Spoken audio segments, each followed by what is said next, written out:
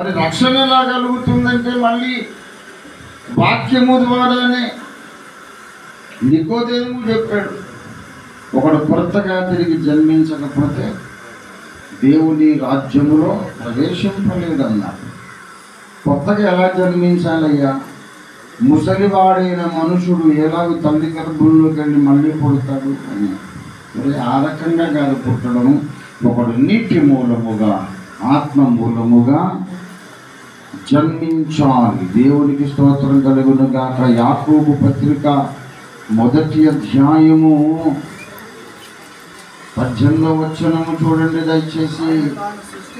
ఆయన తాను సృష్టించిన వాటిలో ప్రథమ ఫలముగా ఉండునట్లు సత్యవాక్యము వలన మనలను తన సంకల్ప ప్రకారము కన్నాడు. మనం ఎలా కన్నాడు దేవుడు?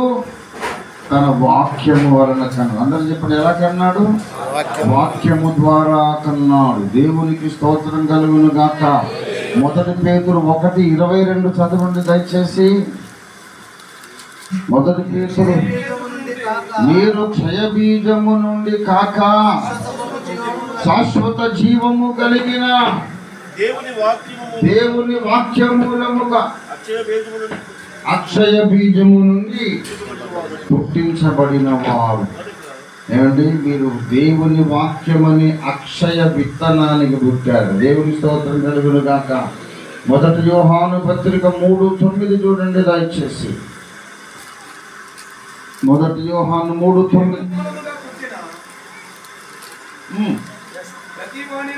దేవుని మూలంగా పుట్టిన ప్రతి వాణిలో ఆయన బీజము అనగా విత్తనం నిలుచును. ఏంటా విత్తనం చెప్పండి?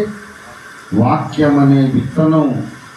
ఒక చిక్కుడు గింజ, వేప గింజ ఏదైనా భూమిలో నాటితే ఒక వృక్షమై మొలిచినట్లు